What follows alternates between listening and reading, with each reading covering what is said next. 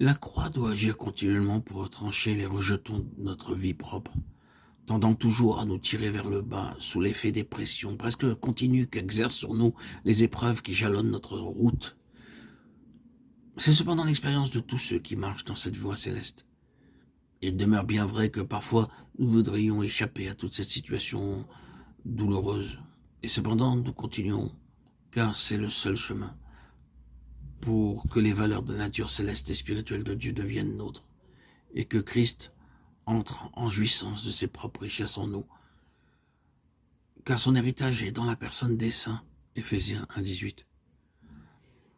Il doit y avoir en nous le sens d'une haute destinée, celui d'un choix dont nous avons été l'objet de la part de Dieu en relation avec son dessein éternel, d'une responsabilité pour laquelle Dieu nous a appelés. Il y a en nous un besoin qui ne cesse de grandir et qui nous pousse à être subordonnés et gouvernés depuis les cieux. En raison de cette semence céleste entrée en nous qui éveille et développe dans notre constitution le besoin de connaître les secrets profonds de Dieu, cette connaissance vivante de lui-même, et être le dispensateur de ces mystères. 1 Corinthiens 4, 1. L'appréciation des choses célestes sera toujours le résultat de la croix, plantée au centre de notre être.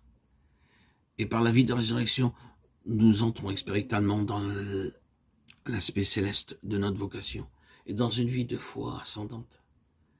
La croix nous sépare, nous détache de nous-mêmes, alors que la vie de résurrection nous élève au-dessus des contingences de cette terre. Et ceci n'est ni une rêverie, ni un idéal que nous ne saurions atteindre, mais une puissante réalité.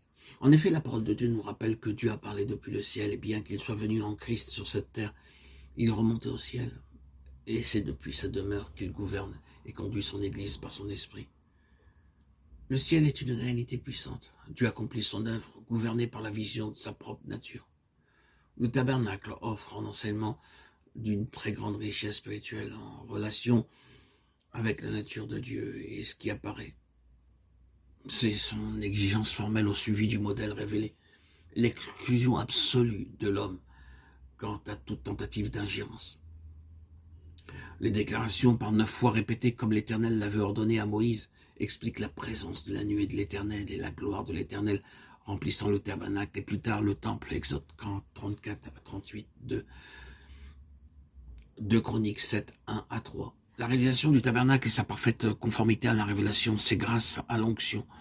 En effet, bien que ce soit des hommes comme Betsalel et Holiab et d'autres qui aient exécuté les travaux, ils n'ont été que des vases. Leur habileté, leur intelligence et leur sagesse dont ils firent preuve procédaient de l'onction, qui exclut et met l'homme entièrement de côté quant à toute initiative. Exode 31, 1 à 6, 35, 30 à 35.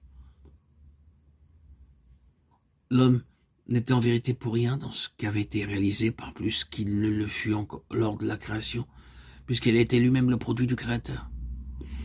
Ainsi, nous le voyons, la gloire n'est jamais au commencement, mais toujours à la fin, quand tout a été réalisé en parfaite conformité avec le plan divin et la révélation rendue effective par l'onction.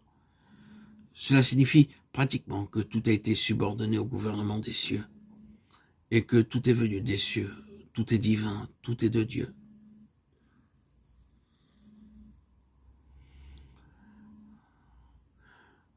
La déclaration venue du ciel, celui-ci est mon fils bien-aimé, Matthieu 17, 5, lors de la transfiguration, et celle de Paul dans sa lettre aux Éphésiens.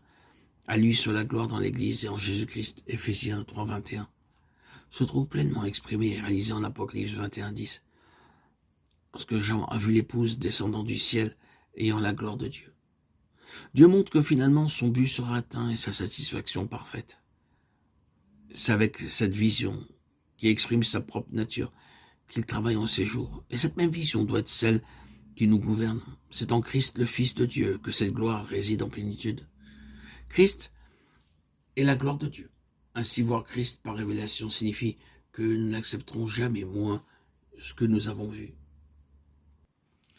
L'apôtre Paul rappelle en Romains 3, 23 qu'en raison de la chute, l'homme est privé de la gloire de Dieu et ne peut être amené à la ressemblance du Fils de Dieu, car tous sont péchés et sont privés de la gloire de Dieu. C'est en vertu de cette grande intention que Dieu nous a fait participants de sa nature divine, de Pierre 1, 4. Jean, dans le chapitre 21 de l'Apocalypse, voit le but de Dieu atteint. Et Dieu lui donna, pour ainsi dire, d'enjamber les siècles en lui accordant la vision finale et grandiose de l'épouse de l'agneau, vision qui gouverne l'œuvre du Saint-Esprit, chargée de constituer l'Église selon Christ.